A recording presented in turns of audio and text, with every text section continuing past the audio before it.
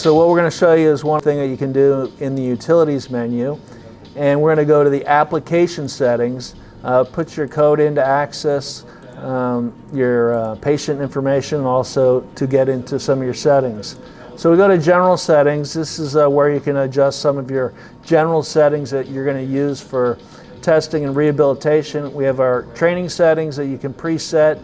These are the defaults that will come up automatically on the device, where your Ice Connect window threshold, what your torque threshold, and for the researchers, what's really nice now is the analog signal settings are now part of the general software.